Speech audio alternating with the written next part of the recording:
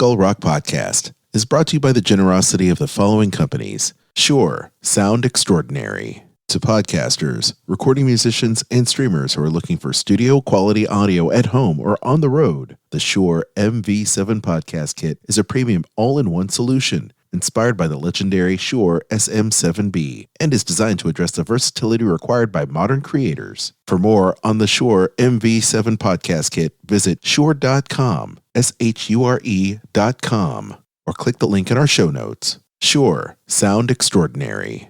And by The Old Mill Press, publishing beautifully crafted books that illuminate our world. To learn more, visit theoldmillpress.com. And by listeners like you. Hello, this is producer-director Ron Clements, and you are listening to the Skull Rock Podcast.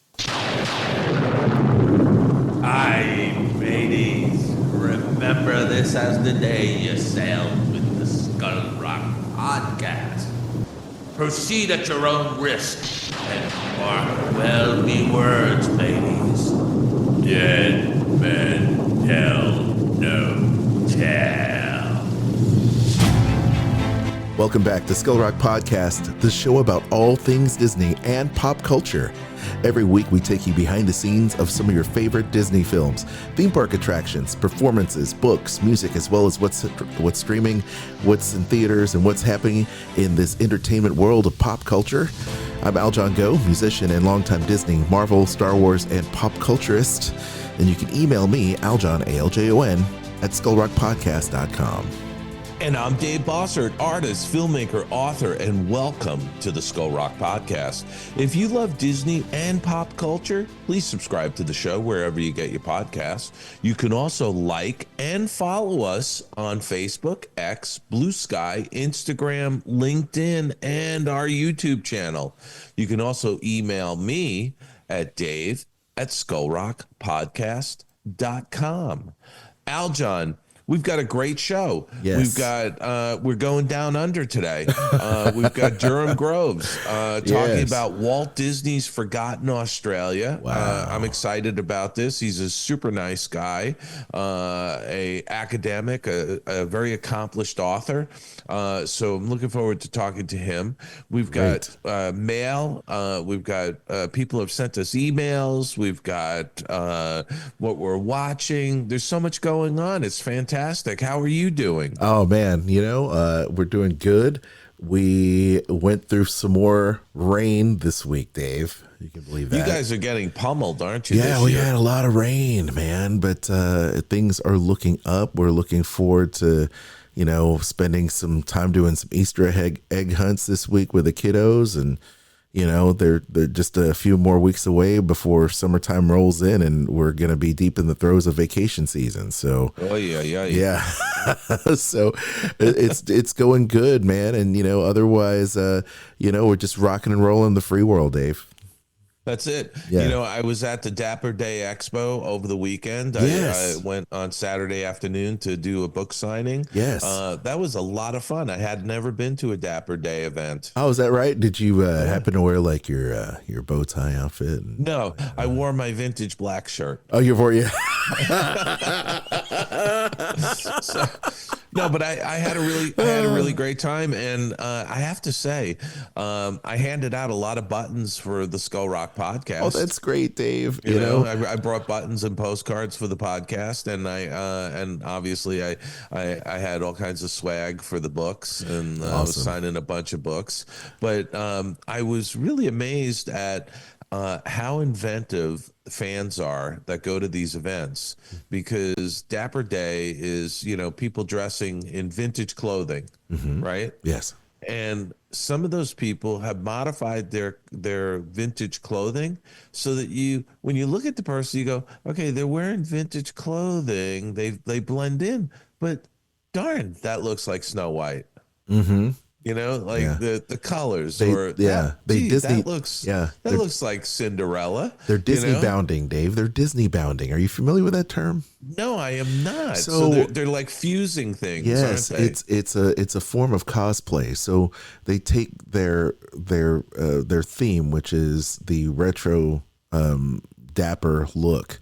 So they look like they're from the Newsies, from like the 20s and 30s, and they infuse that kind of the Disney cosplay element. So you could go in wearing, the kind of sky blue, whatever Pantone it is. Dave, you're the artist. You could look like Donald Duck and have the blue, white, and yellow, kind of look, or the Mickey Mouse, red, black, and white, and kind of have that kind of theme going on where you're evoking the imagery of the character, but still being dapper, right? Yeah, that's exactly what was going. See, Aljon, I have to look to you to explain these things to me, because I was noticing it. I didn't know there was a name for it. It's called bounding. Disney bounding, yeah. So when you go, and a lot of people do that at Star Wars Galaxy's Edge, because people like to dress up or pay homage to the characters there, especially when they do the character meet and greets and the photo ops. So a lot of times they'll just dress up and they'll have this Star Wars look, or this kind of Empire Kylo Ren kind of look going into Batuu, without necessarily having the full-on regalia or the costumes or the stormtrooper armor or whatever the case is. They'll just have that kind of look that's evocative of Star Wars or Marvel. And in fact, that's the great thing about the Disneyland Resort, is that they have all the franchises for all of Disney, Pixar, and Marvel and Star Wars all together. So, they can dress up like, listen, Doctor Strange. I'm glad you explained it to me. And I would say now that the people attending the Dapper Day Expo did a great job of bounding characters. Disney bounding. You say bounding. You say bounding. Okay, it's completely something else. Okay, Disney bounding. Disney bounding. They did a great job. Anyway, I had a lot of fun. It was great seeing a lot of folks. Nice. And it was fun. Nice. I love it. Before we get into things, Dave, we've been talking about this Puppetoons movie. Yeah. Something, just as a reminder, if you're in Los Angeles on April 20th, come over to the Fine Arts Theater at 1 p.m. to see the Puppetoons movie screened in the beautiful theater. It's a beautiful restored Fine Arts Theater on Wilshire Boulevard in Beverly Hills. The theater actually, I believe it opened in 1928. I think it was. Okay. 1928. Wow. And it's a gorgeous movie house.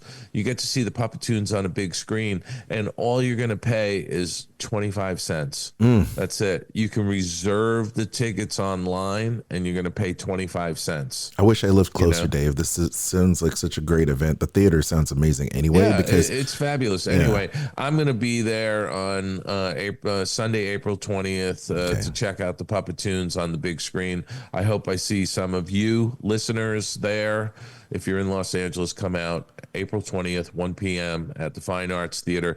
And Aljon is putting the link in the show notes so that you can reserve your tickets for 25 cents. What a deal. What a bargain, Dave. I know. I love it. Such a deal. Skull Rock Podcast answers your email. All right. The mailbag is open, Dave, and we've got some feedback.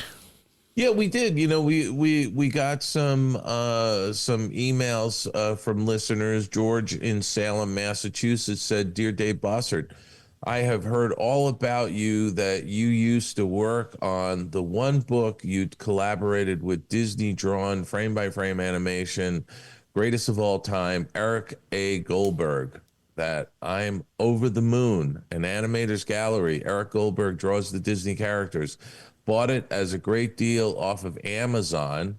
What I really love about this title is how excellent a job Eric has done on all the Disney made and owned characters, from their shorts, features, and shows, even their more conservatively done, believable human characters, but especially the characters from the stop motion and CGI with Pixar or Secret Lab. And he goes on to praise all of that and just suggested that we try and get Eric to come on the show. I think that's a great suggestion. We're going to try and do that. He ends it by saying, thanks, and a splendid job on your shows as usual. Oh. Now, by the way, George is his middle name because I can't really pronounce his first name or his last name. So I'm just going to say George from Salem, Massachusetts, without butchering his first name. All right. You know? George, not from parts unknown. I know, really. But we also got a terrific email from Brett in Los Angeles, and he says, "Hi Dave, I hope this email finds you well. I am a big fan of the podcast. I wanted to ask you about various Disney documentaries out there. Do you know if there's any documentaries out there that sort of touch on the various subjects of the Walt Disney Archive series books? I think these would be very interesting modern documentaries." And he goes on to talk about all the various ones. And if you've got that archive series of books, they focused on animation, backgrounds, layouts, and I think they were very well done, but they stopped putting them out, which is kind of a shame. And he says, I think it would be very interesting to really dive into the various processes of classic Disney animation and keep that history alive with the current generation. Would be awesome seeing something like that on Disney Plus, even if it has been highlighted before. I know there are old documentaries highlighting a bit of the process. I think it would be great to get a modern angle to and produce a very crisp documentary on this. Anyway, just a bit of Monday musings. Thank you for the podcast and have a great week. Brett from Los Angeles. Well, Brett, great suggestion. You should write to Disney Plus with that suggestion. Maybe they'll do something. Yeah, Don Hahn, I think over the past couple of years, and we talked about it briefly on the show, had a Walt Disney Archives documentary that is on Disney Plus, and I know that there is a D23 Gold members.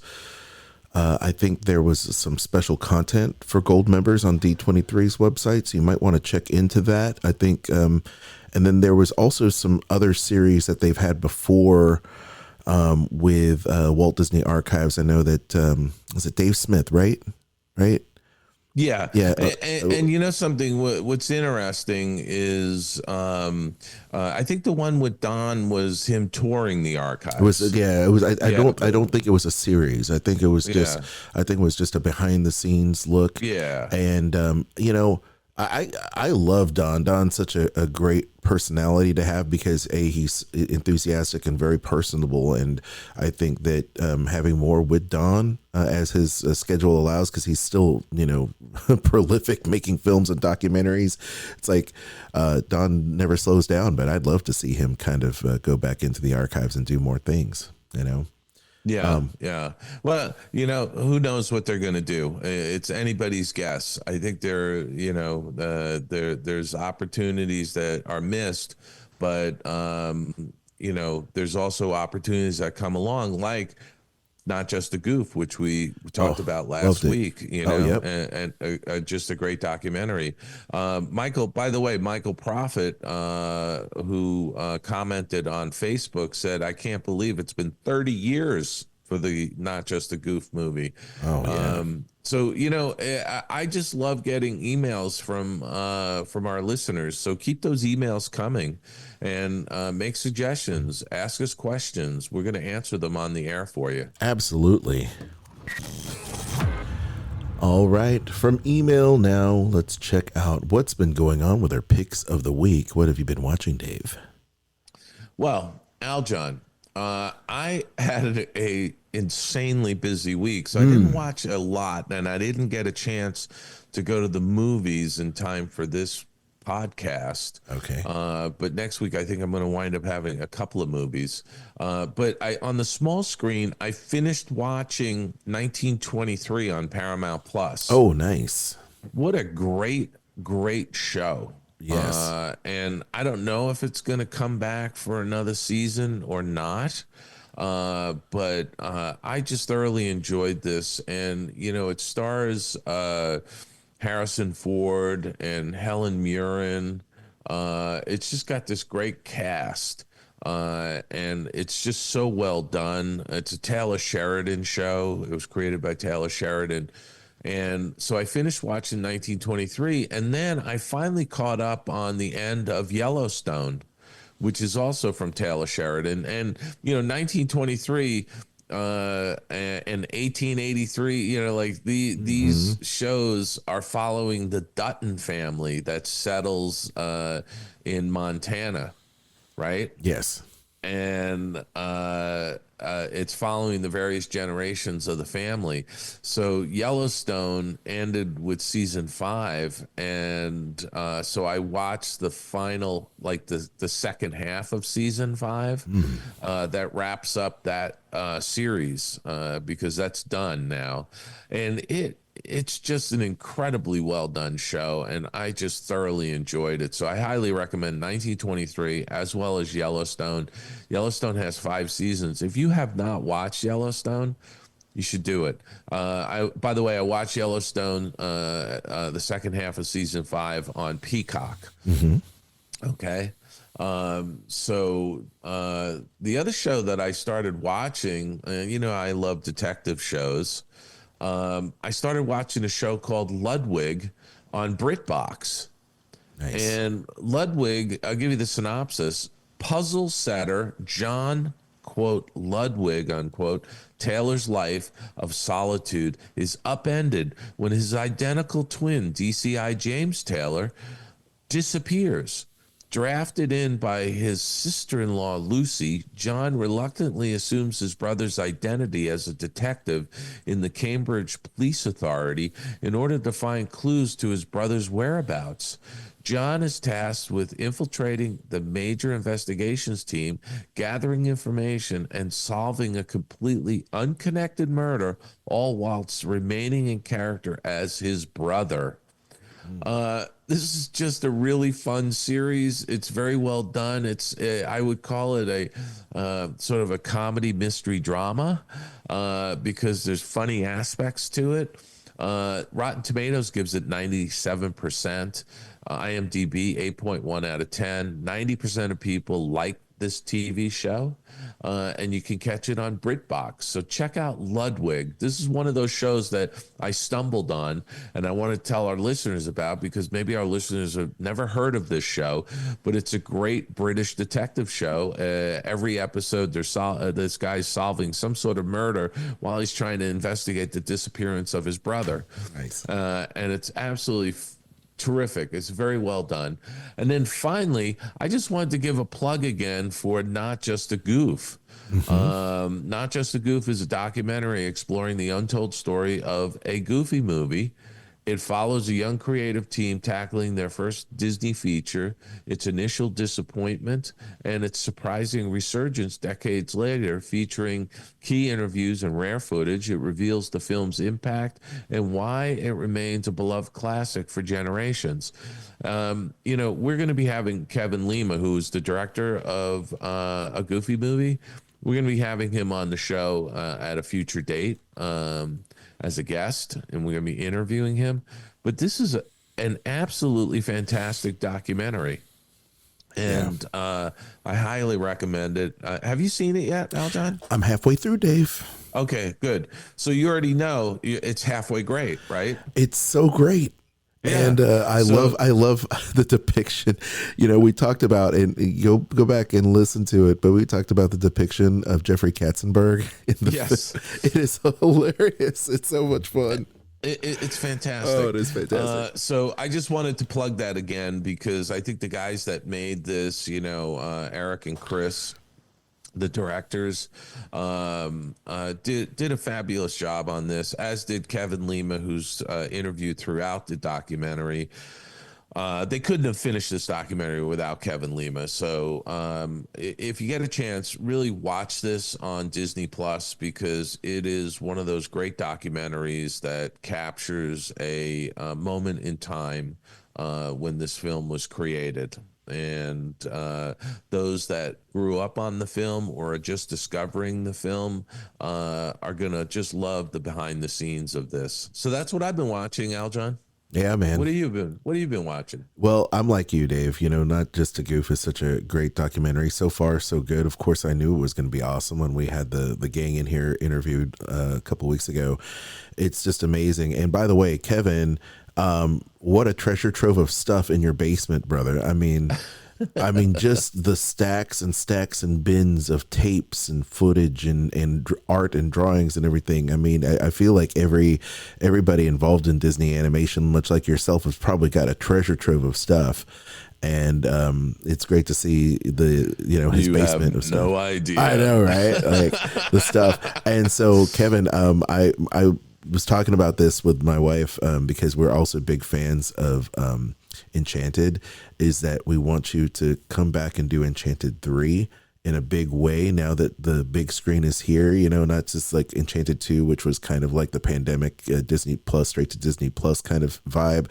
Like, let's get a proper Enchanted sequel on the big screen because that's where it belongs. I hope they make the call. Come on, let's get Kevin back. I have been watching, so my wife has kind of suckered me into watching The Hunting Party, which is a great it's kind of procedural. They're hunting down serial killers, Dave. It's like Criminal Minds in a lot of respects, but it follows a small town team of investigators who are assembled to track down and capture the most dangerous killers ever seen, all of whom have just escaped from a top secret prison that's not supposed to exist. It's kind of like Area 51, but for criminals, and they are the worst of the worst. And I started getting into the series more. I was like, oh, I can't just handle another one of these shows, Dave. And then she suckered me in. And the season finale was freaking great. Like, it just ramped up. So if you like shows like Criminal Minds or The Blacklist, you're going to love this show. Hunting Party, you can find it on Peacock. Also, Handmaid's Tale fired back up again after several years of being in hiatus. I thought it was a great way of how they kind of ended the show. I thought that would be actually a very fitting finale for the entire series because it leaves a lot of questions and things like that. But Handmaid's Tale is back, and it's a lot more of the same. I feel like the series has gone on now since 2017, Dave, and it's been happening every few years. Once again, for those of you that don't know, it's in a dystopian future where a woman is forced to live as a concubine under fundamentalist theatrical dictatorship. It got a lot of interesting tones and messaging throughout, but at the end of the day, it's about a woman who is struggling to bring her family back together. It's been separated, and I feel like maybe this show is kind of cresting. It's jumped the shark. I hate to say it's jumped the shark because it's like this different situations and, and it's like sometimes you learn, sometimes you don't. And I get a little frustrated with the writing because I feel like they're just milking the franchise. They should have just ended it after 3 seasons in a very, 3-part story arc. And I feel like maybe this basically to me is like a setup for a spin-off show. And but it's still good. It's still well acted, well done. And if you're a fan of people like Elizabeth Moss, who's an Emmy Award winner, I believe, and Yvonne Strahovski, Ann Dowd, who's an amazing actress, you're going to like the show. Awesome. Yep, I'm still going down my my old people list of shows, Dave, because you criticized me for liking Matlock, and I'm still liking it because Kathy Bates is great, so it's ramping up. You know something though, I have watched Matlock, this new version with Kathy Bates. It's actually terrific. She's a great actress. I've enjoyed the show. I just joke with you because it's like I'm turning into my parents because I'm literally watching stuff on CBS. I know. The next thing you know, you're going to be binge watching. What's the show with Tom Selleck? Blue Bloods. Oh yeah, I've done that. I've done that. Yeah, we talked about you. You made fun of me about that too. Yeah, it's true. It's completely true. And now there's a spin-off for it, so it's fine. Also, my mother watches Blue Bloods. Oh, you know what? Your mother, 94. Your mother and I would have watch parties together. That's how it would work. Okay, so another thing I've been checking out is Lollapalooza. Lollapalooza is a brand new book book. Because I have a pretty long commute, I listen to it on Audible, and I'm a big fan of these kind of behind the scenes kind of books. Richard Beanstalk did that book about 80s hair metal. But it's just a really great book. And if you want the behind the scenes, never before heard stories of Lollapalooza and that amazing festival that happened in the 90s, where there were so many great bands from Pearl Jam, Soundgarden, Nine Inch Nails, the list goes on and on. It's literally and I attended Lollapalooza in Chicago in the 2000s. It's just an amazing book. So check it out. It's a 12-hour and 50-minute audiobook. So there's a lot of really in-depth stories. And if you love music and that kind of culture, get into Lollapalooza. You can stream it right now. It's Audible. It's pretty awesome. Gang, what have you been checking out? Let us know in the show notes, or even send us an email and we'll check it out in a future episode. Skull Rock Podcast. This week in Disney and pop culture. All right, Dave. Box office. Minecraft is at the top. Highest grossing domestic release of 2025. I don't know if I necessarily saw that coming, but I would say that it's on the basis of having someone like Jack Black at the helm of the film. But there you go. 2 weeks in a row, it's at the top. And then Angel Studios' biblical film King of Kings, of course, appropriate for the season that we're in, is also in the mix, ahead of studio features like The Amateur and Drop, which has a very interesting trailer that I'm looking forward to seeing. Dave, what do you think about Minecraft topping the top of the charts this week for the movies? It's amazing because they said there's something like 200 million people that play the Minecraft game. Yeah. So there was a built-in audience, but also there was some Easter eggs in the movie apparently that were causing people to go crazy in the theaters. Is that right? And yeah, and I saw a report that some audiences were getting completely out of control and trashing some of the theaters. What? Yes. Yeah. So it's kind of nutty. What? But anyway, yeah, I think Warner Brothers needed a hit because they've had a couple of bombs that have come out of the studio. So it apparently, this movie doing as well as it's doing has given a reprieve to a couple of studio executives that were on the chopping block. Interesting. Well, yeah. Anyway, that's that's just some of the things I was reading about this week in the trades. Well, that's interesting stuff. And by the way, did you realize that King of Kings, which is of course the biblical story of Jesus, animated, Angel Studios has put out a bunch of different films over the past few years. They're kind of coming up in terms of the faith-based audience, right? Yeah. I didn't realize that they had so many people in the film. Oscar Isaac plays Jesus, and then there's Pierce Brosnan, Mark Hamill, Forrest Whitaker, Ben Kingsley, Kenneth Branagh, Uma Thurman. Interesting stuff there. I had no idea that it was kind of like a star-studded animated film. But good for them, and that's really good. Absolutely. Angel Studios, I think, has been putting out some films that are more faith-based films, and they've had some runaway hits. Yeah, I mean, it seems like they've been on a little bit of a tear. They've had that Sound of Freedom, and then they had that the other one where they were talking about, I guess, the adoption in a black community in a black church, and then they had, of course, this one. So I mean, look, where there's an audience, you got to be able to go out there and go where the eyeballs are. So that's pretty cool. Yeah, and I think it's great. Now, the Breakfast Club reunites. Dave, you're talking to me about this in the pre-show. We're kind of chatting about it at C2E2 in Chicago Comic-Con, which is a Comic-Con that I used to attend religiously for many years.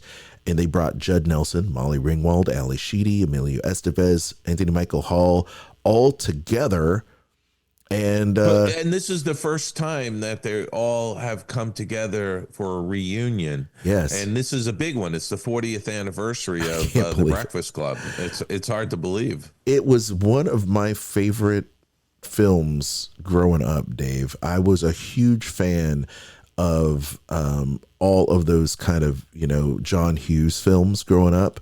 Yeah. And I felt like this cast was lightning in a bottle, but it's the first time they ever were together since the film's debut in 1985. And Ringwald said, I feel really emotional moved to have all of us together. And it's kind of great because so many of those actors from that era, had, passed away suddenly or because of their involvement in different things. They're just not around anymore. And it's great to see all of them together. And they look like they were genuinely having a good time. Yeah, I think there was some animosity towards the movie with a few of them over the years, where they kind of felt like it didn't benefit their career, or they felt pigeonholed or something like that. Yep. But it seems like they've all come around as time has passed, and they're celebrating the film as really, I think, an iconic piece of cinema from that period of time. I agree.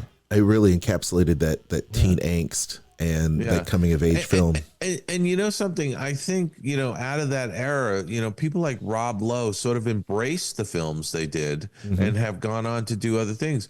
You know who's done really well out of The Breakfast Club is Anthony Michael Hall. Man, they've done well. I mean, Anthony Michael Hall was great. And he had both a resurgence of screen and a big screen and a small screen. Because I remember him coming, it was like maybe 15 years ago, the Dead Zone TV show came out on USA. And that was an amazing TV show. Saw every episode. Anthony Michael Hall's an amazing actor. He, I think, recently had been on the Halloween franchise. I think he came back out a few years ago in that film. But, and we talked about that Emilio Estevez 80s documentary where he kind of went around talking about the Brat Pack and about how people were in or out, or how people kind of gotten disenfranchised, much like himself. And then the phone stopped ringing for a lot of people. It wasn't Emilio Estevez. It was Judd Nelson, not Judd Nelson, but but he was in, they were in it. It was Andrew McCarthy's documentary. Yes. Oh, okay. Andrew McCarthy from Pretty in Pink. I got my John Hughes films mixed up. But, okay, there you go. Well, the other thing too, though, Anthony Michael Hall, recently you can catch him in season 3 of Reacher. Yes, that's right. He plays a great character, and he has an arc through the entire season. Yeah. And not only, he starts out as this sort of villainous character, but he has a change of heart through the entire season. The guy's a good actor. He's been in a lot of stuff. Yeah. And all I can say is, it was just great to see all of them on stage talking about The Breakfast Club and also answering questions from a packed house. Oh, absolutely. I think embrace it. The fan base, like myself, are wanting to hear your stories. And I think there's a lot of people that are Gen Xers that grew up watching this that are now filmmakers and TV producers and stuff that want to cast these characters and these actors that they've fallen in love with over the years, and they still have it. And I don't think people should rule any of those actors out. They're amazing. So I'm glad to see them all kind of reunite. But here we go, Dave. Once again, it's our obituary roll call. Dave, it's kind of a full house this week. I know, right? The room is full. Jay North, Dennis the Menace, had passed away this week at the age of 73. I loved the show Dennis the Menace growing up, watching it in reruns. Of course, the CBS comedy for 4 seasons. He'd been in the Maya TV movie and show. Jay North, Dave, I mean, Dennis the Menace. I mean, he is the boy next door. He really was. I remember watching those in reruns, you know, decades ago, and they were just funny as can be. You know, Yeah. his you know, he was just confounding his neighbor, Mr. Wilson. Oh, yeah. You know, who was just, you know, the actor that played Mr. Wilson was absolutely terrific. Oh, yeah. But Jay North, you know, got out of acting. He eventually became. He was a corrections officer in Florida for a number of years, and Crazy. I think he would do fan events, you know, where sign autographs and stuff like that. Absolutely. You know, by the way, I got to tell you something funny. Okay. You know, I was at the Dapper Day Expo, and I think I may have talked to you about this in the past. You're plugged into these kind of fan events, Yes. and I'm always sort of on the periphery. Like I show up, I do book signings and things like that. Yeah. But I had a number of people say, "Do I have to pay for you to sign the book?" Yes. And I said, "No, it's a book signing. You're buying the book. I'm signing it for you." You know? Mm-hmm. And they're like, "Oh, okay, great." You know? And I kept thinking to myself, you don't have to pay to have an author sign your book. So at these conventions, you can bring stuff that you don't have to pay for, you know, at the convention. Like if I have a bunch of like pop vinyls and action figures or movie posters, I can stand in line, pay a fee to have someone sign it. So, you know, that's how it worked. Like when I met Stan Lee for the first time, it wasn't by happenstance. I actually bought a ticket to have him sign my comic books. Oh, and it's like okay. you can only bring like, you know, some of them say you can only you can have your picture taken, or you can have them sign, or you can sign and have your picture taken, and I opted to do both. Yeah. So you know, he spent some time with me, but unlike your book signing, you know, my understanding is when you do a book signing, and the ones that I've attended, you buy the book or a book from the author that's there, and they sign your book. Like when I met Timothy Zahn for Star Wars, he signed my anniversary edition book for Star Wars, which was great, you know, but I bought the book there. But, you know, if they didn't buy anything from your book signing, Dave, typically they wouldn't let you get in line, you know, for those Yeah, but you know things. something, you know, I'm the kind of person, like, if somebody shows up, and people have over the years, you know, I'm signing books, and somebody comes up and says, "Oh, I have this book. I already have this book, and I'm trying to get people to sign." I'm like, "Oh yeah, I'm happy to sign that for you." Oh, no, of course. Or, you know, I worked on that movie. I'll sign that for you. Yeah. You know, and I'm always great about it, but I always bristle when somebody says, "Do I have to pay to have you sign my book?" I'm like, "No, I'm not charging people for a signature." Well, you're very kind, Dave. I have a whole bunch of books for you to sign then. There you go. All right. Clem Burke, Blondie drummer, dies at 70. Wow, what a great drummer. Clem wasn't a drummer. He was a heartbeat of Blondie. That was posted by the band's official site. Clem had been featured on so many different records and very well respected as a musician. Throughout his time, his talent, energy, and passion for music were unmatched. And this was actually mentioned by Debbie Harry, of course, the front woman for the band Blondie for all of these years. It came to a surprise by many because much like Jay North, who had battled cancer and passed away, we previously spoke about, but he also had cancer as well. So cancer once again taking another great from us. Yeah, I mean, and young boy, 70. Yeah, Holy moly! exactly. You know, and it's just terrible. You know, I never thought I'd be working with the band Blondie, but I ended up working with the guitar player for Blondie, and Clem is just a really nice guy, and it's just it's a shame, you know. Richard Kahn, former president of the Motion Picture Academy, dies at 95. Dave, you know, this guy, I guess he had a lot to do, of course, with the show and the award ceremony, etc. Can you shed a little bit of light on him? Well, no, I mean, you know, listen, the guy lived to be 95. Yeah. I mean, we should all be so lucky. He had a full life.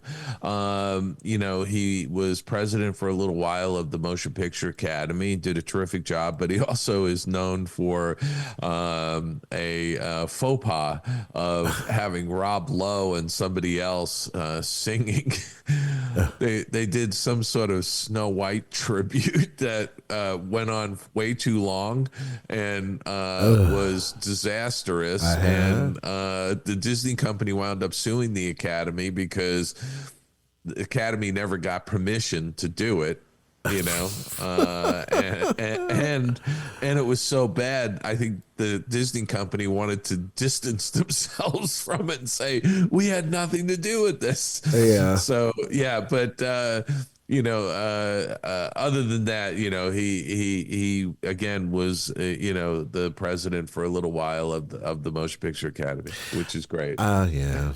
I was gonna say something about the Snow White thing, but I think the jokes just write themselves, so I'll just leave it at that. They really do. I'll just leave it at Hey, listen, that.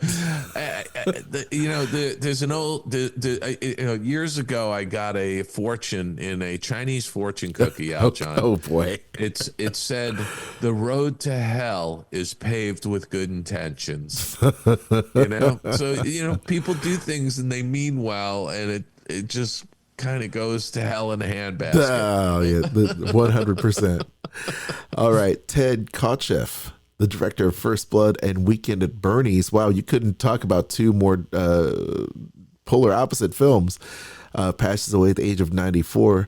This Canadian filmmaker also helmed North Dallas 40, The Apprenticeship of Duddy Kravitz, and Wake in Flight. Executive produced Law & Order SVU. I am familiar with Ted's work, of course, both of those films, and of course, Law and Order SVU, Dave. Wow, yeah. 94 years of age. 94, he had a good full life, man, and he worked on some really great films. 13 seasons as executive producer on Dick Wolf series Law and Order Special Victims Unit, and the Globe and Mail newspaper reported that is a long time to be part of anything. But of course, he'd been doing films since the 80s. He had a really terrific career. First Blood was still Sylvester Stallone. I mean, what a great movie that is. I mean, First Blood really, I think, First Blood really is the Rambo film, in my opinion, because that's really where the character got his motivation. Rambo is just a big budget action movie because it seems to me like it's a little far removed from the actual character of John Rambo that we got to know. But having said that, man, what a crazy movie. And awesome. Weekend at Bernie's is hilarious. Oh my gosh, it's like slapstick on top of slapstick. It's just great.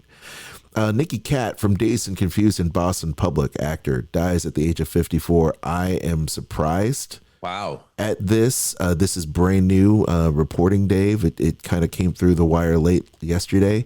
He'd appeared in dozens of projects after getting his start as a child actor. I am very familiar with him.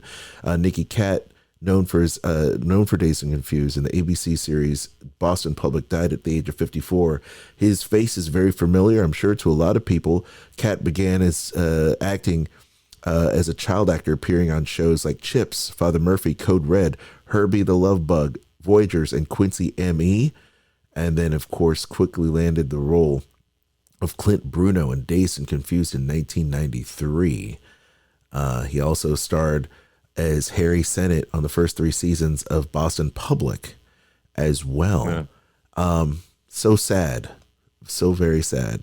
I mean, so 54, young. Holy mackerel, you know? Just a couple years older than me, man. It's crazy. Life cut short.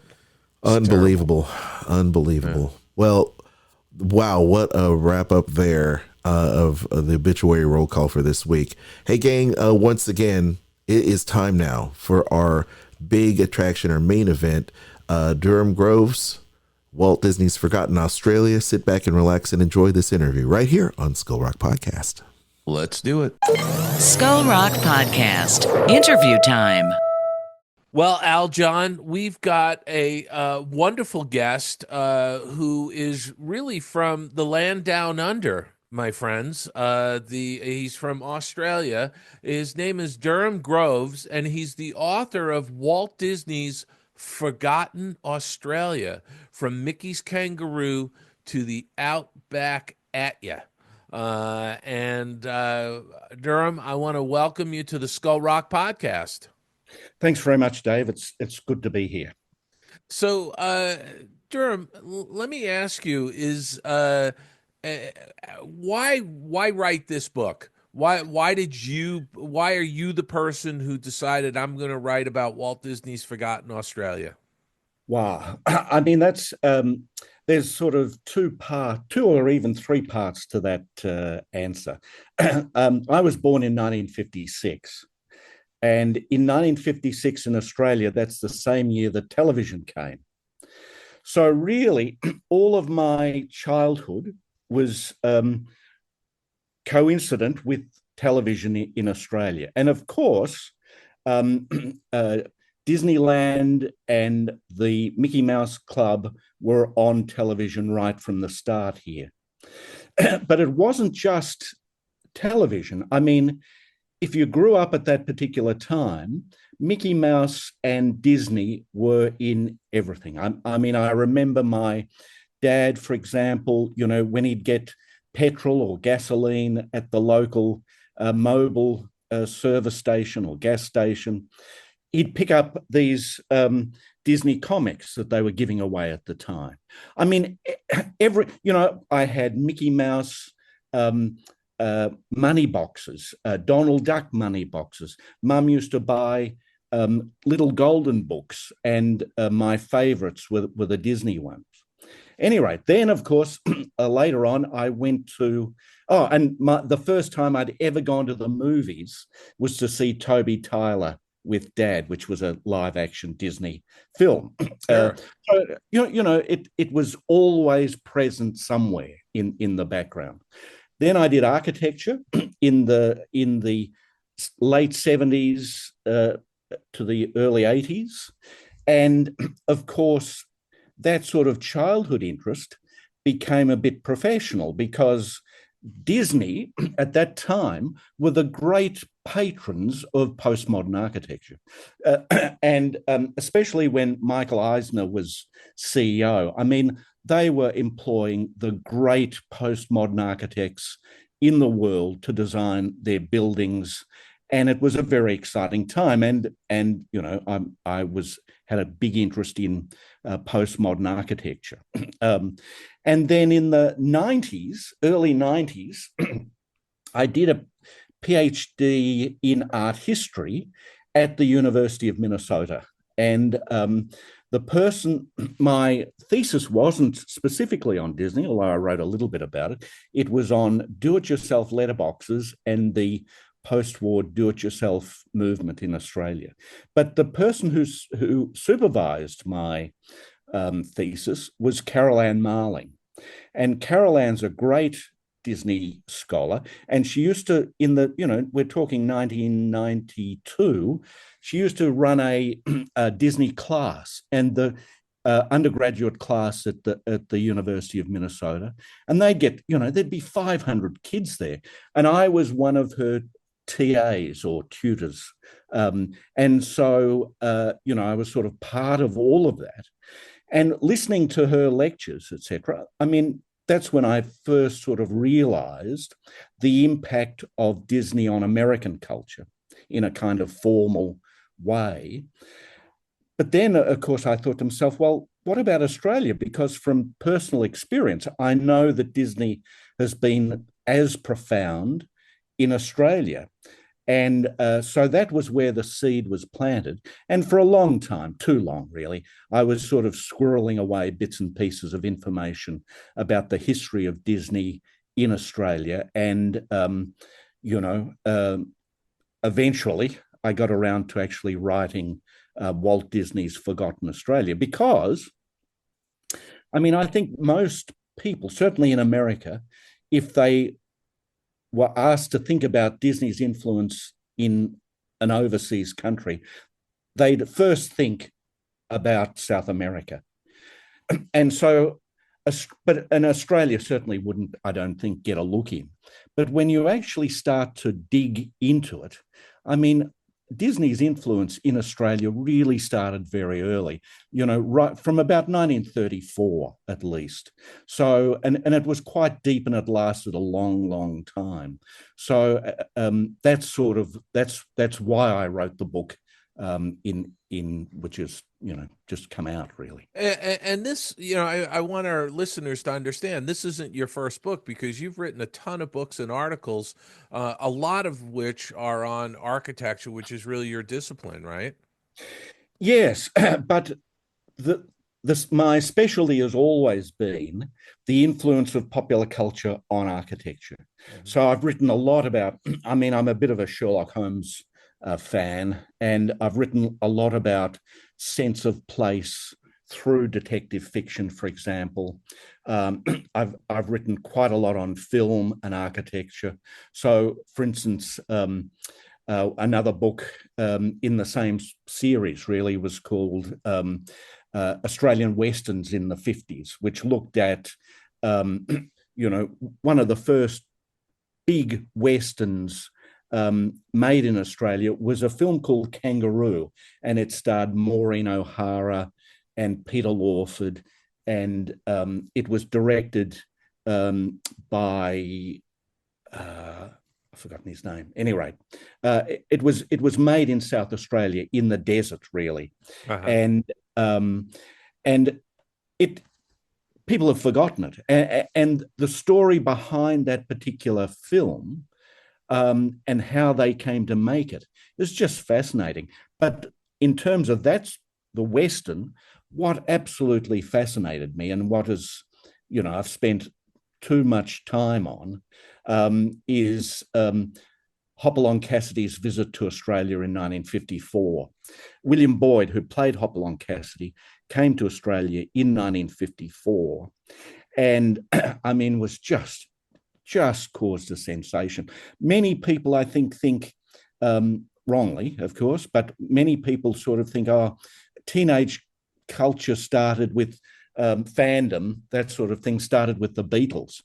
But in 1954, in Lonsdale Street, which is a big main street in the city of Melbourne, 100,000 kids blocked that street waiting for Hopalong Cassidy, William Boyd, to come to a department store downtown. It was a sensation. He gave a sort of concert, for want of a better word, appearance at a circus in Melbourne.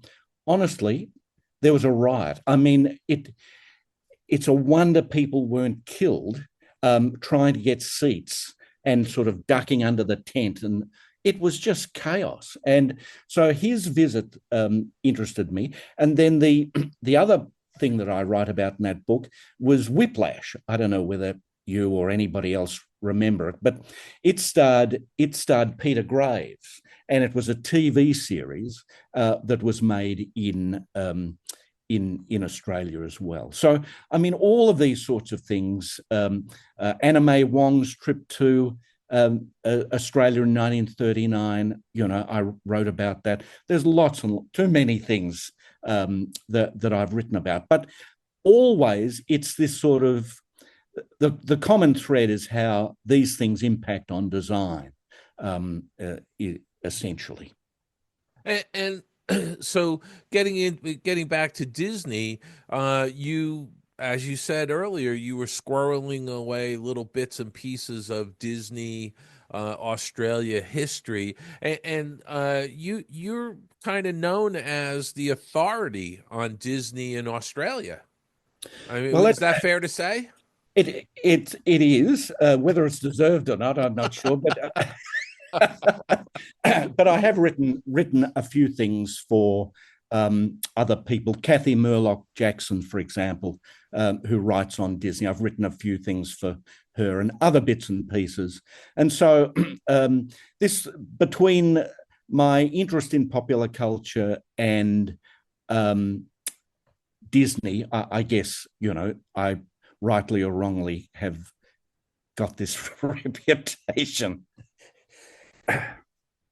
But I'm looking at this book, and I think this is a really thorough, deep dive into Disney's influence in Australia, because not only did in the 30s he had Mickey's Kangaroo, the short. But we revisit Australia with Rescuers Down Under, which, by the way, I worked on. Oh, you worked on Yeah. Well, I mean, that was an important film from the sort of history of animation point of view. Yes, it Uh, was. It was a transitional movie. yeah, yeah, and I mean, a very interesting movie, I think. But it all started, as you say, with Mickey's Kangaroo, and in 1934. A guy named Leo Buring, who was a wine merchant in Australia, he actually was walking down Swanston Street, which is the main street in Melbourne, and one cinema actually had 6 Mickey Mouse shorts, cartoons on. And this sort of he suddenly got this idea that wouldn't it be great if Walt Disney made a film about Australia? And I mean, Buring was a bit of an entrepreneur, I guess, and he got it in his head that he would. I mean, he didn't offer this to Disney. He actually wrote to him and stated that the next time he came to Los Angeles, he traveled there fairly regularly. He'd present Disney with 2 wallabies, and wallabies are kind of small kangaroos. And he did. And it's very interesting to look at the manifest of the ship that he was on. And under Buring's name, it said, so many barrels of red wine and so many barrels of whiskey and a crate containing wallabies. I mean, it was actually listed on the manifest like this. And you have a great picture in the book of Walt with Buring, with Leo Buring in 1934, and the 2 wallabies. I know, and so in that photo you've got Walt Disney, Leo Buring.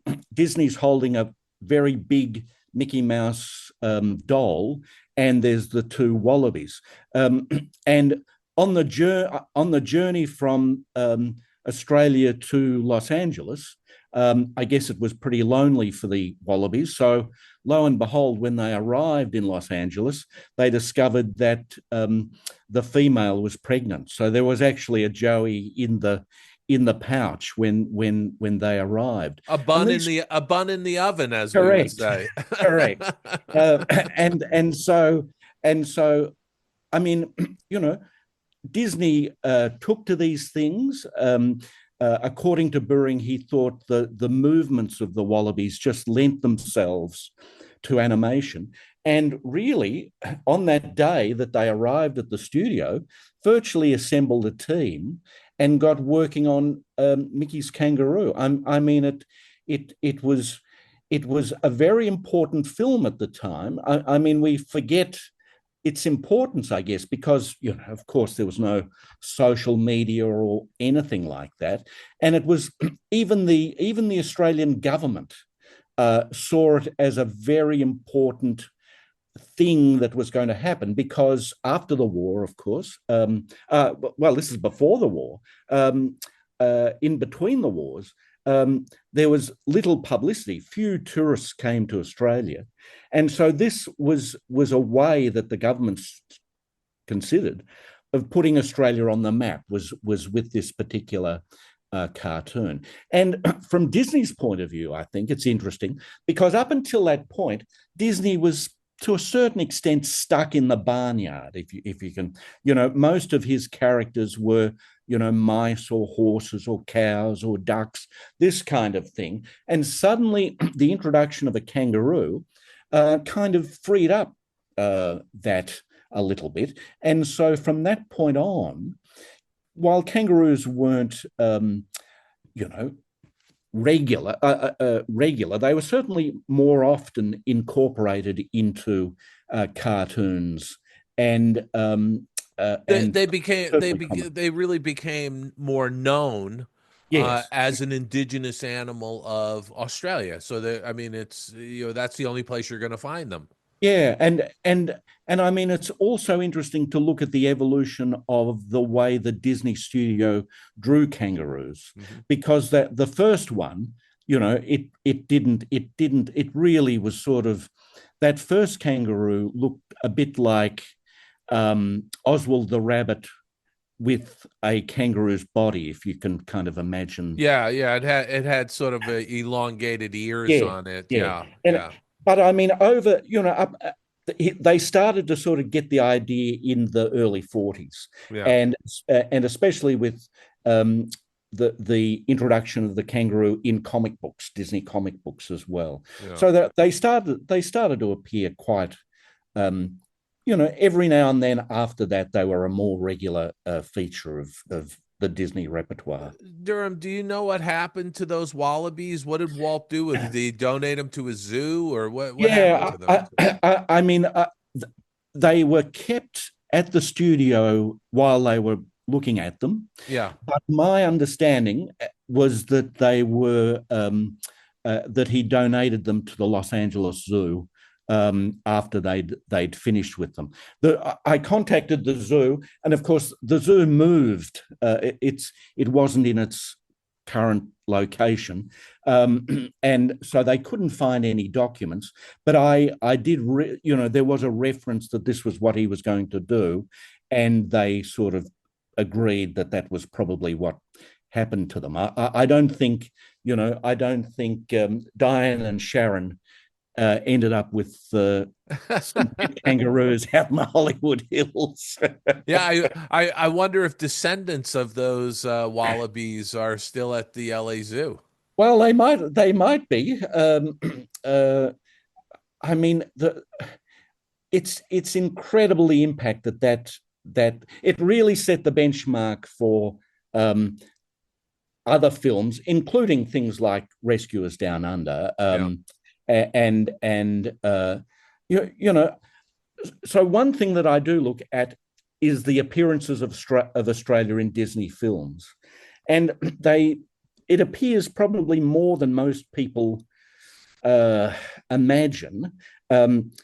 Rescuers Down Under is interesting, I think, for lots of reasons, and it came at that particular time when Hollywood was a bit in love with Australia and the kind of renaissance of the Australian film industry, caused by Crocodile Dundee. Basically. I was just about to say, Crocodile Dundee was there was sort of a big resurgence in interest in Australia, and I'm sure that benefited the country with tourism. Yes, I'm sure it did. Yeah. And so Disney, well, you were there, but for a while they kind of considered employing Paul Hogan, the comic actor who played Crocodile Dundee, to voice McLeish, the villain in that film. That's right. But of course, most people saw a closer relationship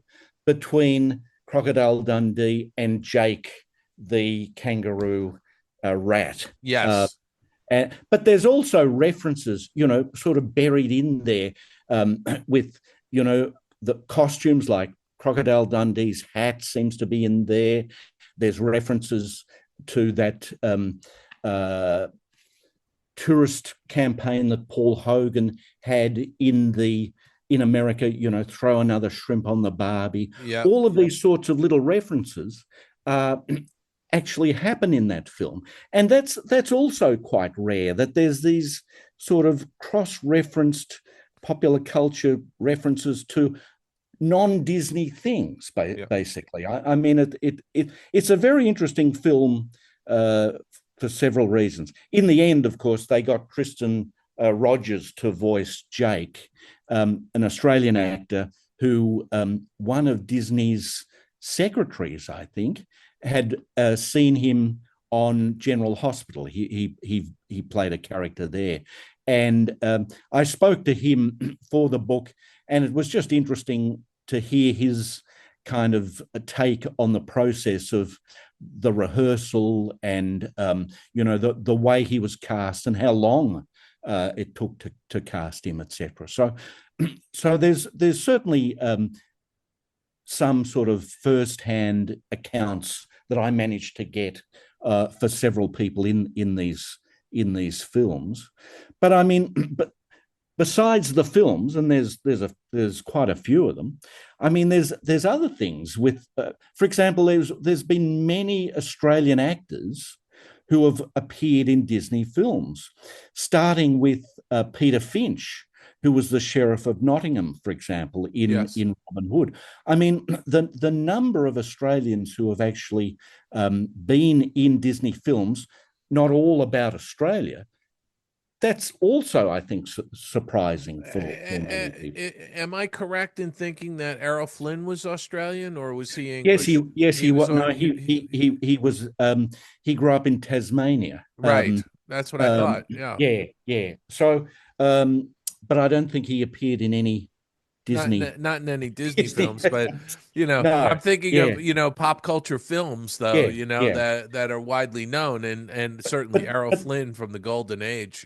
But that appearance as the Sheriff of Nottingham in the Disney Robin Hood, I mean, that really started Finch's international film career. Yeah. And so from that point on, and he made another film for Disney, and could easily have kept making those sort of historical dramas but of course he was the actor he was, that wasn't enough, so he went on to do all sorts of things. But there's many. There's also, of course, some Disney animators, and some really distinguished Disney animators who are Australian, and the two that stand out is Ken O'Connor, for example. Yes, Ken O'Connor, yes. Yeah, and Frank Armitage was Yes. another. Yeah. And Ken O'Connor, for example, that's an interesting story, because he moved to America in 1934 with his family, and it was the reason why they moved was that Ken's father, Arthur O'Connor, became the sort of representative of tourism in Australian tourism in America. And what he did, this was Arthur O'Connor, he actually sent Disney some photographs of koalas with the suggestion that perhaps Disney put some koalas into one of his shorts, etc. But at that particular time, they were working on Mickey's Kangaroo. So, one Australian character at that time was enough. Yeah. However, what you can see happening is that, I'm sure, in one of their conversations between Arthur and Walt Disney, Arthur must have mentioned his talented artist son, Ken, and Disney probably said, well, look, get him to give me a call or write me a letter or whatever. And next thing, of course, he was working at the Disney studios. So I mean, the reach of Australians and Disney is extraordinary. Disney had probably through Ken O'Connor, had a great admiration for Australian black and white artists, comic book artists and cartoon artists, etc. And I mean, supported them with letters of support and for all sorts of things. And the other thing that surprised me was the number of Australian artists that actually circulated through the Disney studios. That, if they went to Los Angeles, they would visit the studios, they'd meet Walt Disney, etc. I mean, the back and forth, given the distance, the tyranny of distance at that particular time is remarkable. And so it's those kind of things that probably, even more than the films, that I think has probably had an impact, certainly in Australia over that particular time. I'm also curious to ask you about how popular the Mickey Mouse clubs were, the local clubs that sprung up in the early 30s and onward. Well, it's extraordinary, I think, because I think many people probably only think the Mickey Mouse Club started with the Mickey Mouse Club on television. But in a sense, what Walt Disney was doing there in the 50s was sort of repeating the same recipe of success that got Mickey Mouse started in the 30s. And so Mickey Mouse clubs in Australia were huge in the 1930s. So what you had was cinemas in particular, they would start their Mickey Mouse club. And what that often meant was of a Saturday morning, they would play Mickey Mouse shorts, etc. And people who joined, these kids who joined up in this club, they got a badge and they got a certificate and various bits and pieces. And so they came along to these clubs. There was also a Mickey Mouse Club, an Australian version of a Mickey Mouse Club on radio, for example. And so you had this sort of, multimedia kind of approach there. But the thing that I think started in 1932 in Australia, it was an Australian invention, was a live production, stage production for members of the Mickey Mouse Club. I mean, they would pack the theatres, to the rafters with these things, and they started having these live productions, stage productions of the marriage of Minnie and Mickey Mouse. And so what you had were these kids dressed in Mickey Mouse costumes who were members of the Mickey Mouse Club. There was a pianist who was dressed as a donkey. There was a parson and bridesmaids, etc. And Mickey and Minnie would be married on stage, and the members of the audience, the members of the Mickey Mouse Club, were actually treated like wedding guests. And so at the end of this stage performance, everybody would get a piece of wedding cake. And some of these wedding cakes that they produced were huge things that were actually displayed in the bakery window for a week before the presentation of this play. I mean, it is extraordinary the kind of depth that and influence that Disney had. It sounds like it was sort of a Disney mania, Well, I mean, it was when you consider, that there was no spontaneous media, there was no, everything took ages to get from one to the other. It's extraordinary what was going on here. But I mean, there were, straight after, pretty much in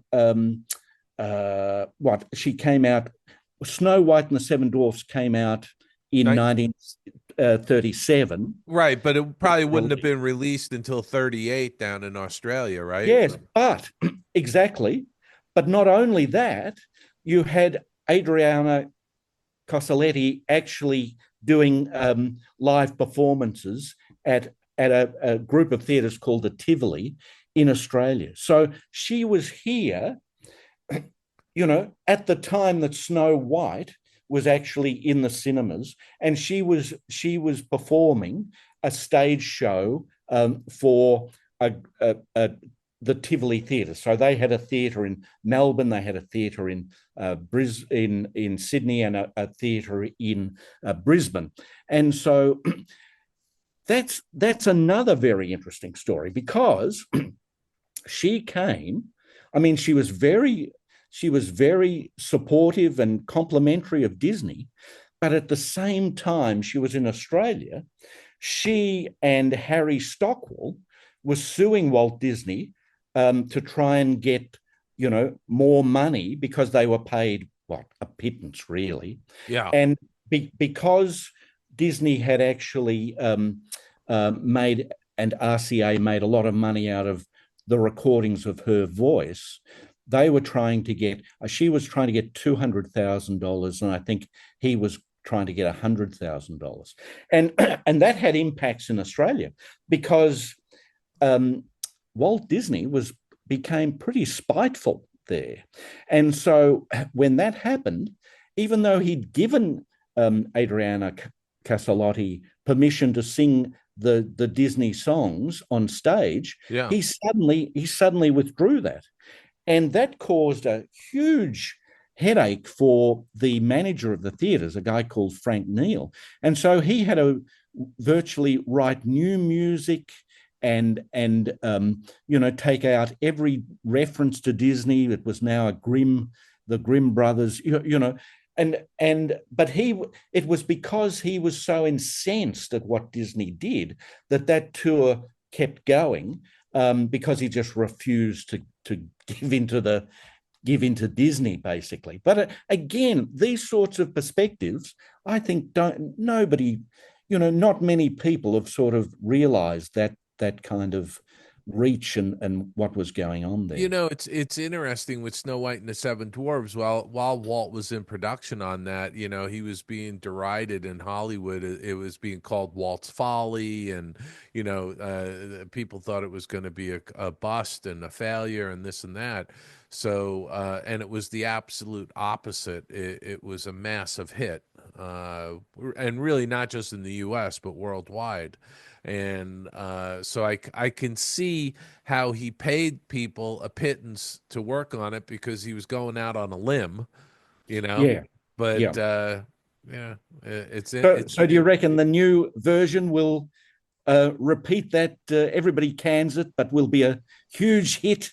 I honestly, I don't know if I'm going to comment on that right now, other than that I've winced every time I've seen some publicity stills. I know. Well, Derham, let me ask you how long have you been working on this particular book? Because this is a pretty hefty, 200-page book. That's quite a bit of text with some photos in it. Yeah. No, look, to be honest, the writing virtually took a year. I started at the beginning of last year, and it came out, and I'd finished it by the end of the year. But the research is taken, as I say, I've been squirreling decades, right? Decades, really. Yeah. And so that's what made it easy, in a sense, to write, because all of this stuff was in files and bits and pieces, The story of Disney in Australia is extraordinary. My favourite one, I guess, is Astor Mickey Mouse radios. Astor was a huge manufacturer of electrical goods and radios in the 1930s. And of course, I can remember my grandparents having, this is before transistors, of course. So radios were huge things that stood on the floor. It was a piece of furniture. Yeah, stuffed with valves, etc. Well, in 1933, they were still valves, but Astor came up with a much smaller version of a radio that would actually sit on a mantelpiece or a table or something like that. And because it was small, and because, of course, at the same time, we're talking 1933 here, Mickey Mouse was at his peak popularity, Astor called it the Astor Mickey Mouse radio. And it made sense. They sold like hotcakes, and they kept producing them, and different models, etc. That would have been all well and good, except Astor didn't have Walt Disney's permission to call them Mickey Mouse. Right.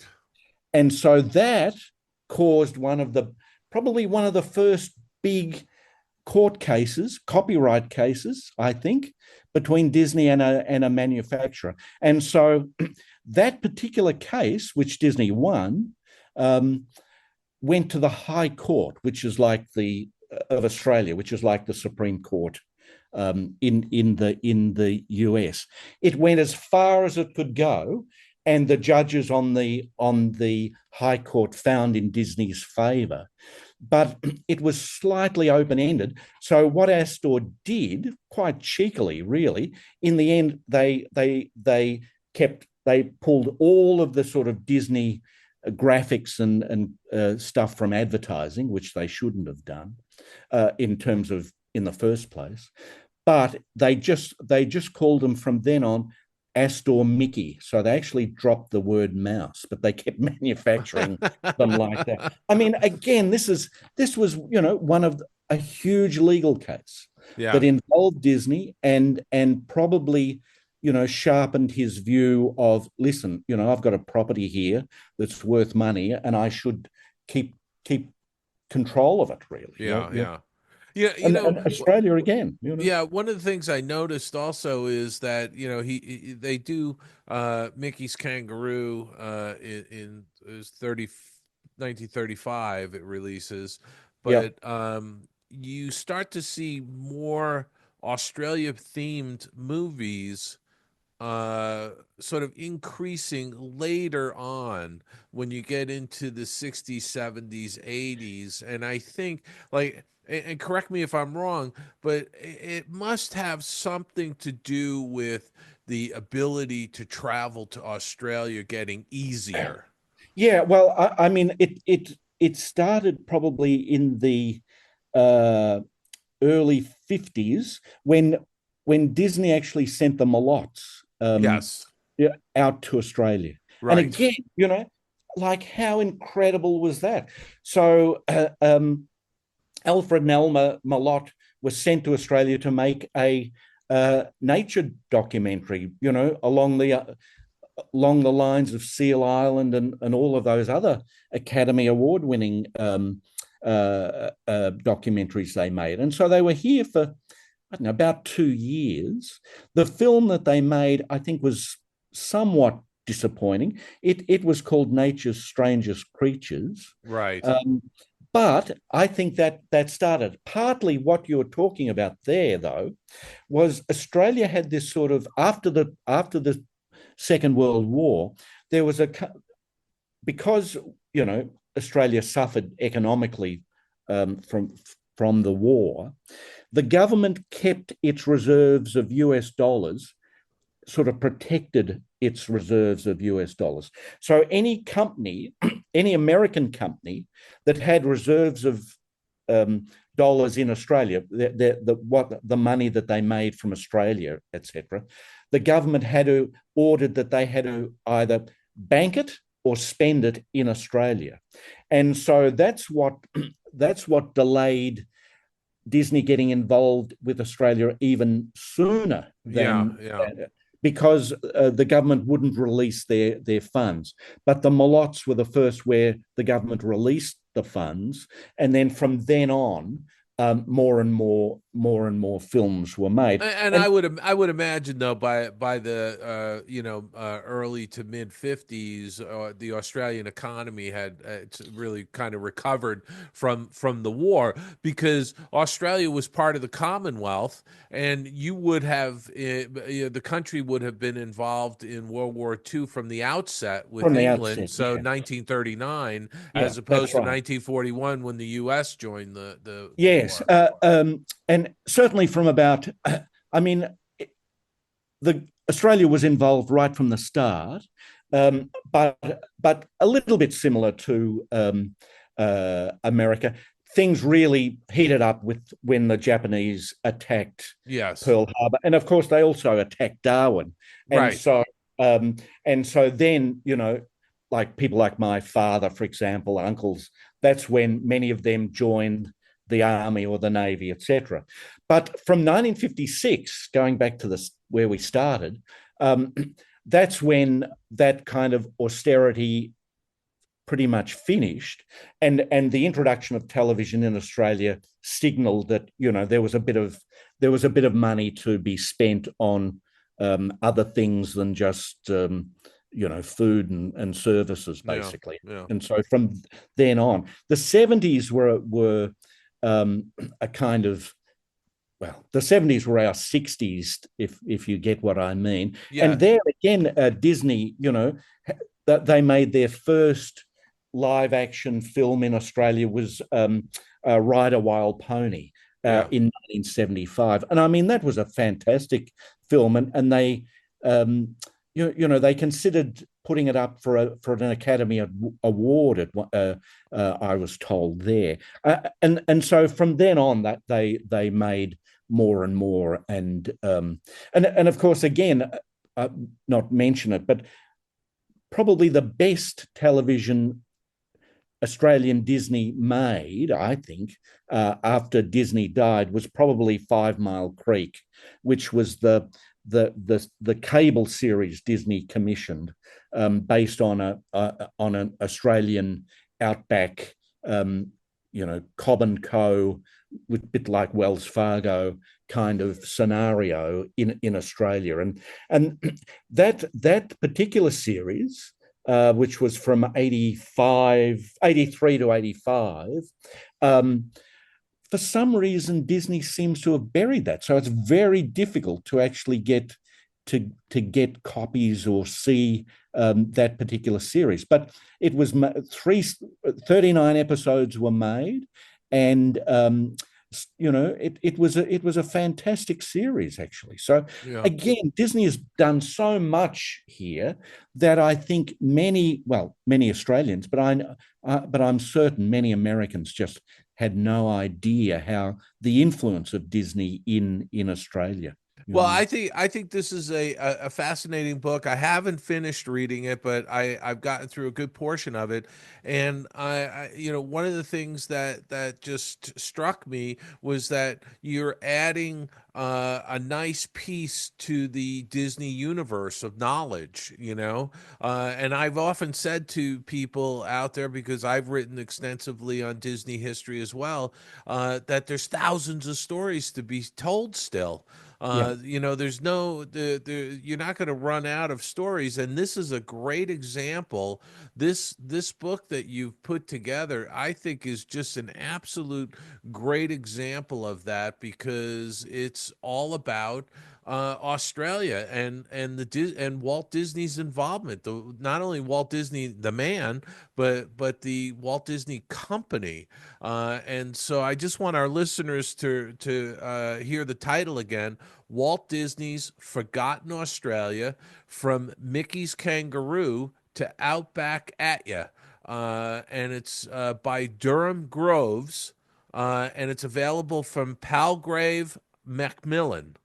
Palgrave Macmillan. Is that an Australian? No, that's one of those. It's a big publisher. I know Macmillan is. Yeah. So this is one of their imprints, right? Yeah, that's right. Yeah. So I mean, I just think. Well, thanks for saying that, Dave. I mean, I think you're right, and I mean, there's just so much. I mean, Disney had opened a animation studio in Australia, in Sydney, absolutely. Exactly. Back in the 1990s. I know, and I mean, because Australia didn't have Disneyland, of course, and we're so far away, all of the kind of crazy schemes and bits and pieces for Australia to get an Australian Disneyland. I mean, it just blew me away that the first really serious attempt to get a Disney land in Melbourne, and this involved Harper Goff. It involved Disney's engineers, etc. That was in 1960. So I mean, this is really even before Disney is starting to think about going global. Australians were trying to attract Disney to Australia at a time when, it probably wasn't even in Disney's head that this was a kind of possibility. So the thing, and then of course there's all of the sort of mum and pop kind of attempts to recreate a kind of Disney feel. And as I say in the book, probably the closest thing to actually building a Disneyland in Australia that Disney did was the 30-odd Disney stores that they had here. Yeah. And again, all of these, I think, when you actually look at it in relation to Australia and Disney trying to sort of reach out to a global market. It's a great little case study, I think, of what they were doing here. Well, we're bumping up against time, Derham, and I just want to thank you for reaching out and coming on to the Skull Rock podcast to talk about your book, Walt Disney's Forgotten Australia, From Mickey's Kangaroo to Outback at Ya, by Derham Groves. And it's available now. It's out there. People can find it on Amazon if they want it. Yes, I got my 6 author's copies yesterday, and it looks pretty good, I must say. Well, it bulks well, as they say. Yeah. Well, I was thrilled. Thank you. I was thrilled that you were able to send me a PDF of the book, and it's prompted me to order a copy through Amazon. So I'm thrilled to be able to add that to my Disney collection of books. But thank you so much for being on the show. Any parting words for our listeners? Well, I just hope those lottery numbers that I gave you from the future actually come good for you. I appreciate that. And just so our listeners know, I am recording this interview with Derham on, I'm in Los Angeles. It is Tuesday evening, and Derham is in Melbourne. Which, by the way, ladies and gentlemen, I'm saying it correctly. It's not Melbourne, it's Melbourne. Right. And Derham is in Melbourne, where it's Wednesday midday. So he was kind enough to offer giving me the lottery numbers for Tuesday night, since he's in the future. So, Derham, it's been an absolute pleasure to meet you. I'm so thrilled that you were able to come on the show and talk about your book. Once again, Walt Disney's Forgotten Australia, From Mickey's Kangaroo to Outback at Ya, which is available now. You can find it, I know, on Amazon, but I'm sure you could probably get it at barnesandnoble.com as well. So Derham, thank you so much, and best of luck with the book. Thanks very much, Dave. Lovely to talk to you. Skull Rock Podcast is thrilled to announce that we are now on Patreon. Dive deeper into the world of animation, films, and behind-the-scenes stories with your hosts Al John Go and Dave Bossert. Not only will you be helping to keep the magic alive, but will be part of our special community. We want to thank friend of the show Joshua Volkert, as well as Skull Rock crew members Steve Minch and Chris Banis for their support. If you would like to join our Skull Rock crew, please visit our Patreon link in our show notes or visit patreon.com/Skull Rock Podcast. Thank you for listening and for your continued support of everything we do. Your attention, please. Now loading on track number 1 for a trip around Walt Disney's Magic Kingdom. Skull Rock Podcast. All aboard. Your Main Street to the world of Disney. And there we go. The trip from down under there with Derham Groves. Dave, another interview in the can. It really, what a lovely individual he is. I thought, the conversation was fantastic, and I loved his book. He sent a PDF of it, and there was just so many, Disney facts that are connected to Australia. It was really kind of surprising, and I'm glad he documented all of this stuff. Yeah, well, we've had the talks about El Grupo several times here, and we don't talk about Australia. And this is another piece that you're shedding some light on, another piece of Disney history, which is great. It is. It's another piece of the puzzle. I love it. I love it so much. Hey, gang, thank you so much. You made it to the end of the show. And all we ask is that you subscribe to this feed or wherever you get your podcasts. We're also on YouTube, gang. So be sure to do that. Like us on all the socials, X, Facebook, LinkedIn, Instagram. Dave and I are both on LinkedIn. Check that out as well. We would love for you to check out the show archives there at skullrockpodcast.com. And send us those emails as well, Dave or Aljon at skullrockpodcast.com. Check me out on Instagram. That's the best place for you to find me. That's where I post the most. It's just Aljon Go or Aljon Rocks on X. And then you can also check out my other podcast. It's Disney based. It's Dining at Disney Podcast. We have shows every single week where we talk about the Disney parks and, of course, our favorite topic, Disney food, when I'm not talking to this guy about Disney and pop culture. Dave? Well, Aljon, I was just looking over our schedule. We've got an incredible group of guests that are coming up, going out into the fall, if you can believe it. It's just crazy how many people are coming on the show, and I'm excited about that. But in the meantime, I am going to be in conversation at the CTN studio on Saturday, April 19th from 12 to 3 p.m. And the CTN studio is in North Hollywood on Hollywood Way. So if you're in Los Angeles, if you're in the area, you want to pop up on April 19th. That's next Saturday from 12 to 3. I'll be at the CTN studio with Tina Price, who's the real kingpin, if you will, of the CTN organization. She's the founder, and she invited me there. So we're going to be in conversation. People can ask me anything they want. I'm going to be blunt and honest about the business. That's for sure. So it should be kind of fun. Also, during April, my Tunes Behind the Tunes show on SiriusXM Disney Hits, channel 133. April, we're featuring Almost There from Disney's 2009 hit, The Princess and the Frog. Of course, you can get signed copies of my books at theoldmillpress.com, including my latest book, Find Your Happy Place, the 8-Step Guide to Boosting Your Creativity Through a Personal Retreat, winner of a gold medal at the Fire Book Awards in Texas. And by the way, I signed a bunch of copies over the weekend at the Dapper Day Expo. There you go. And you can always go to davidbossert.com. You can reach out to me either through Dave at skullrockpodcast.com, or you can go to davidbossert.com and send me an email or a message through my website. And with that, Aljon, I'm going to say go out and have a fantastic week. Happy Passover to our listeners. Easter is coming up, fast and furious. We're a week away from Easter. It is the season. The flowers are in bloom, all of that. So go out, have a fantastic week, and we will see you back here next Monday, right here on the Skull Rock Podcast. Kristen, what is our travel deal for this week?